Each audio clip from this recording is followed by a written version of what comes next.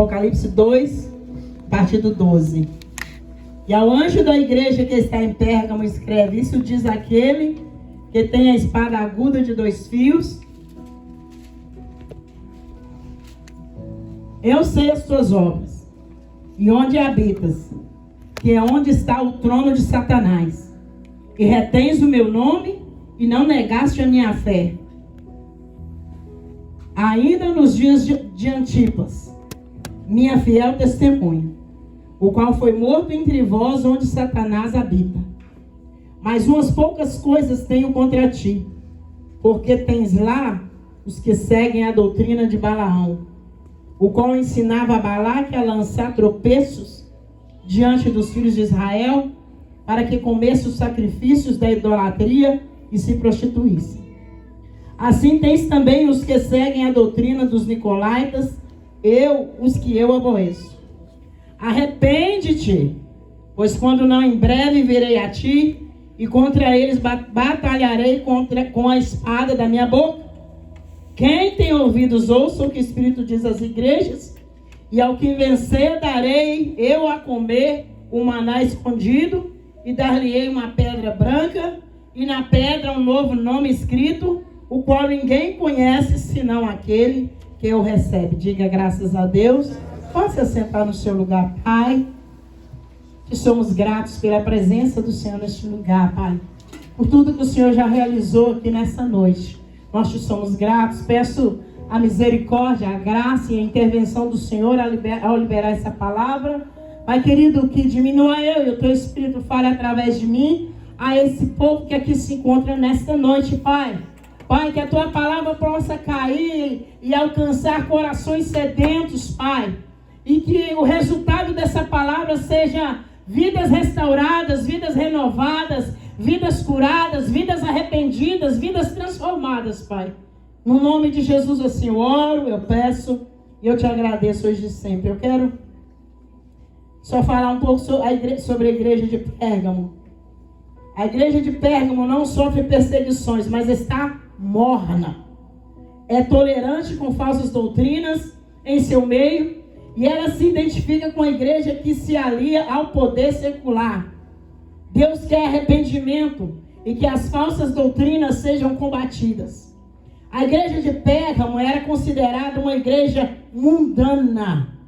E a gente, infelizmente, como nós ouvimos semana passada o pastor Ezequiel falar, todas essas cartas escritas à igreja de Apocalipse se referem, infelizmente, às igrejas atuais. Porque tudo isso que nós vemos nessas igrejas está acontecendo na igreja nos dias de hoje. A cidade de Pérgamo fica a 80 quilômetros ao norte de Esmirna. Era o principal centro religioso da Ásia Menor. Como Esmirna, Pérgamo era um centro do culto ao imperador, e os cristãos eram duramente perseguidos por sua recusa em participar dessa adoração. Essa recusa era considerada desleal e impatriótica pelos não cristãos, e por essa razão que Jesus chamou Pérgamo de lugar aonde está o trono de Satanás. A situação para os cristãos em Pérgamo ainda era pior do que os em Esmirna. Um homem chamado Antipas, segundo pesquisadores, foi um mártir da igreja de Pérgamo. Segundo tradição, foi bispo de Pérgamo e já tinha sido morto sobre a espada de 2 fios por não negar a Cristo. Eu vou ser rápida, como eu disse. Quando a gente olha para a palavra de Deus, quando a gente olha para a igreja de Pérgamo, a gente vê várias coisas que se encaixam nessa igreja, na nossa igreja, no nosso dia a dia. E esse Antipas, quando nós vemos falar dele, ele era uma espécie de bispo da igreja de Pérgamo. E foi um homem que não aceitava adoração a outros deuses. Foi um homem que, por não aceitar, foi morto à espada. E eu escrevi aqui ontem à noite, eu escrevi que se levante nesta noite homens como Antipas, que não se dobram, que não se vendem, que não se corrompem, que não aceitam suborno. Que se levantem homens assim no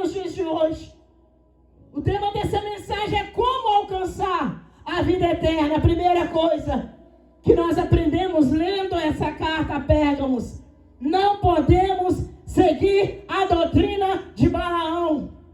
Balaão aceitou suborno. Balaão, ele era uma pessoa que ouvia de Deus, em vez de falar aquilo que Deus mandava, decidia falar aquilo que agradava ao rei Moabita. E quantas vezes isso não acontece com a gente, não é verdade? Deus fala com você assim: vai lá e fala com aquele irmão que se ele não se consertar, ele vai para o inferno. Mas o coração da gente tem dor. Eu não sei você, mas eu tenho muito mais facilidade de chegar para o irmão e dar uma mensagem boa do que uma mensagem de correção. É difícil falar. Mas, querido, nós precisamos hoje entender que se nós não falarmos, as pedras clamarão. Porque Jesus está voltando, os sinais são visíveis. Nós não podemos, eu falo e volto a repetir, nós não podemos brincar de ser crente, porque o diabo não brinca de ser diabo. Ele não brinca. O erro de Balaão foi a ganância. O erro de Balaão foi a ganância. Foi se deixar vender. Foi se deixar levar por coisas que desagradavam a Deus. Quando nós olhamos a história do povo de Israel, antes de deixar Balaque, aparentemente Balaão disse àquele líder moabita que Israel poderia ser derrotado se o povo fosse seduzido a adorar Baal.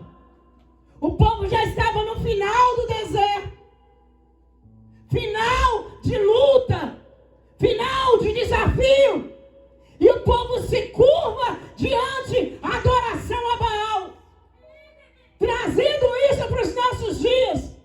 Quantos de nós passamos lutas, passamos provas, passamos dificuldades, e quando está na hora de receber o nosso milagre, nós saímos do propósito? Quantos de nós estamos passando tantas dificuldades, e quando Deus resolve nos abençoar, nós caímos em pecado? Nós damos lugar à carne. Nós saímos do projeto e do propósito de Deus. Aleluia. Aleluia. O rei Moabita, ele tinha uma adoração a Baal de uma forma tão grande que ele sacrificou o próprio filho em adoração a Baal. Querido, nós precisamos entender que os dias são maus. Estão lutando na corte, estão lutando para levantar, para aprovar uma lei, onde o seu filho até 6 anos pode decidir se ele quer ser homem ou mulher. E vai piorar.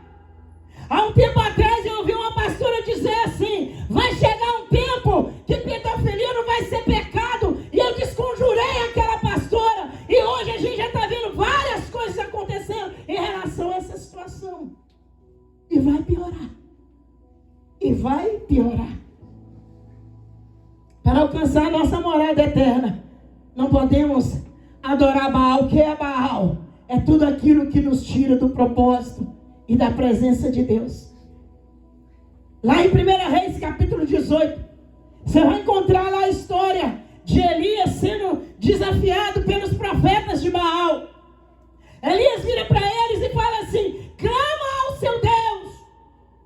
E a Bíblia diz que eles passaram horas a frio clamando ao Deus, e eles se cortavam, e sangue descia do corpo deles, e eles adorando, clamando ao Deus dele. E Baal não se manifestou.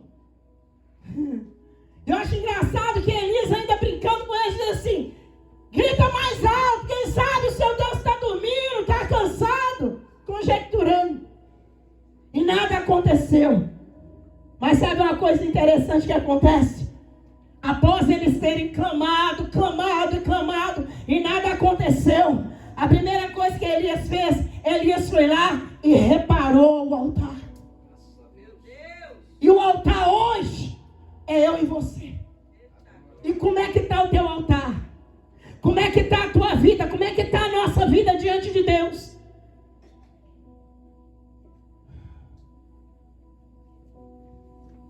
Elias reparou o altar antes de clamar ao Senhor. Querido, Deus não pode manifestar aonde há pecado. Eu quero Deus, eu quero a presença, eu quero a graça, eu quero poder, mas Deus não combina com pecado. Deus odeia o pecado, mas Ele ama o pecador. Se não houver em nós convicção que precisamos de mudança todo dia, vamos viver o tempo inteiro na igreja, morrer e ir para o inferno. Pastora, vamos mudar de assunto? Dá para mudar de assunto, porque eu tenho uma responsabilidade diante de Deus pela vida de cada um de vocês. Não dá para mudar de assunto. A Bíblia diz que após Elias consertar o altar, Elias clamou e Deus respondeu com fogo. Quer ver poder de Deus na sua vida? Repare o altar. Repare aonde tem pecado, aonde tem angústia, aonde tem dor, aonde tem falta de perdão. Repare aonde está, aonde precisa ser consertado, talvez na sua vida espiritual, talvez no seu casamento, talvez na sua vida ministerial, talvez na sua caminhada com Deus. Aonde precisa ser consertado, aonde precisa ser ajustado. Querido, quando você vai ler essas cartas, você fica com o cabelo em pé, sabe por quê? Porque são cartas de correção, chamando as igrejas ao arrependimento. E não vai subir para o céu uma igreja manchada, não.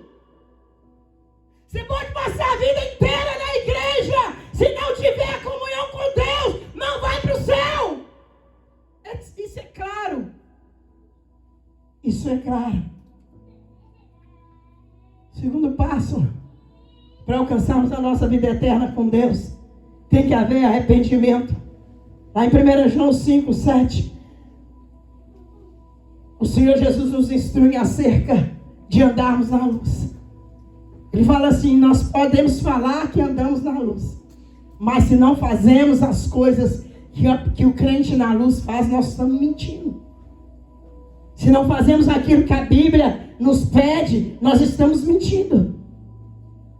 A única maneira de livrarmos do veneno do pecado é pelo arrependimento sincero e por uma reentrega total a Deus, sendo de novo reconciliado pelo sangue regenerador de Jesus Cristo. Viver de modo consciente. O que é isso?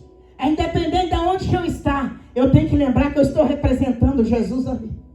Aonde eu estiver, eu tenho que lembrar que eu estou representando a Nova Jerusalém, porque eu faço parte da Nova Jerusalém. Eu preciso lembrar que aonde eu estiver, as pessoas têm que olhar e ver em mim algo diferente. Eu preciso refletir a graça, a presença de Deus na minha vida. Nem sempre falando, na maioria das vezes agindo. Sabe por quê? Talvez lá no seu trabalho tem uma pessoa morrendo e você não consegue abrir a sua boca e falar. E a sua atitude lá não condiz com o cristão. Pastor, vamos mudar de assunto? Não vou, querido. Não vou. Porque eu quero chegar em casa cansada, mas eu quero botar minha cabeça no travesseiro e dormir o sono do justo, porque eu tenho a convicção que Deus manda, eu falei. Aleluia. Elias reparou o altar. Tem que haver arrependimento genuíno. Viver de modo consciente e dependente de Deus, andar na luz, é vencer o pecado. É possível, embora não seja fácil. Pois sempre que caímos, sofremos consequência. O Senhor perdoa quando falhamos? Perdoa. Mas tem consequência. E a consequência é dolorosa. E o mais gostoso da consequência é que todas as vezes que você olhar aquilo ali, você vai lembrar: Deus teve misericórdia de mim. Deus me ama. Deus me perdoa. Deus me tomou pela mão e mudou minha história. Deus me dá uma segunda chance. Amém, igreja? Nós precisamos lembrar disso. Ou seja, pecado na vida de um cristão tem que ser um acidente. Em Romanos 5,12 diz: por um só homem entrou o pecado no mundo, Adão. No Salmo 51, quando Davi ele é confrontado pelo profeta Natan, quando acontece aquela situação dele com Betseba, ele ora clamando a Deus e pedindo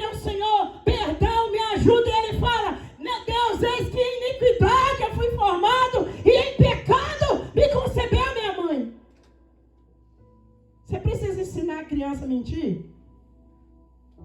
Você precisa ensinar a criança a fazer coisa errada? Porque já nasce com isso. Um filho de um pastor amigo meu, o pastor guardou um pacote de chocolate dele e saiu, foi pregar. Quando ele chega em casa, ele tinha passado a tarde com a mãe dele. E quando ele chega em casa, chama o filho, ô filho, vem aqui. E o menino, 3 aninhos, chega para ele com a boca cheia de chocolate. Tudo assim babando, brusa. Meu filho, você comeu chocolate? Não, pai. Filho, eu falei para você comer, você comeu? Não, pai, claro que não. Porque nós nascemos com a semente do pecado. Aí Paulo vai dizer, aquilo que eu quero fazer eu não faço, e aquilo que eu preciso fazer eu faço. A carne militando contra o espírito. E é isso que você tem que lutar todos os dias da sua vida. Como? Quando você está na highway, aí vem um filisteu, corta a sua frente. Aí você abre a janela do carro para xingar. É um abençoado, um cantor aí, não vou falar o nome, né? Mas é bem dirigindo lá em Samerville um tempo atrás. Aconteceu isso com ele, cortaram ele. Ele abriu a janela do carro e xingou aquele palavrão americano. Aí quando ele olha, ele vê que é o irmão, ele... Passear, irmão. Que dê lugar, cara. E quando é que eu vou viver conscientemente? É entender que ainda que eu sou humilhado, ainda que eu sou irritado, eu tenho domínio, eu sou dominado pelo poder do Espírito Santo de Deus na minha vida. E dá vontade, dá, gente. Claro, a gente é humano. Excuse me. Dá vontade de pegar a pessoa pelo pescoço e mandar longe. Mas o que me ajuda a não fazer isso? Porque eu sou dominado pelo Espírito Santo de Deus. Eu sou dominado. Eu sou dominado pelo Espírito Santo de Deus. Em Gálatas 5, 16 ao 22, você vai encontrar lá os frutos da carne. Não sei, Vini, se você puder colocar só isso aí para mim, para a gente terminar. Os frutos da carne e os frutos do Espírito. Enquanto ele abre, eu vou abrir aqui. Gálatas 5. Aleluia, glória a Deus. Santo é o seu nome, Senhor. Exaltado seja o teu nome. Bendito é o teu nome, Jesus. Para todo sempre. Aleluia. Tá lá. Digo, porém, andai pelo Espírito, e não haveis de cumprir a cobiça da carne. Próximo. Porque a carne luta contra o Espírito, e o Espírito contra a carne. E estes se opõem um ao outro, que não façais o que quereis. Próximo. Mas se sois guiados pelo Espírito, não estáis debaixo da lei. Próximo. Ora, as obras da carne são manifestas. Volta lá. As obras da carne são manifestas. Quais são? Vamos ler? Vamos ler, igreja? Prostituição, impureza, lascívia. Next. Idolatria, feitiçaria, inimizades, contendas, ciúmes, iras, facções, dissensões aos partidos. Próximo. Invejas, bebedices, orgias, coisas semelhantes a essas, contra as quais vos previno, como já antes vos preveni, que os tais coisas praticam, não herdarão o reino dos céus. É inveja. Eu vou beber só uma cervejinha, só para alegar um cadiquinho. Esse cadiquinho pode te levar por 15 pés. Só o cadiquinho. Eu vou falar mal do meu irmão, mas eu só vou falar aqui com você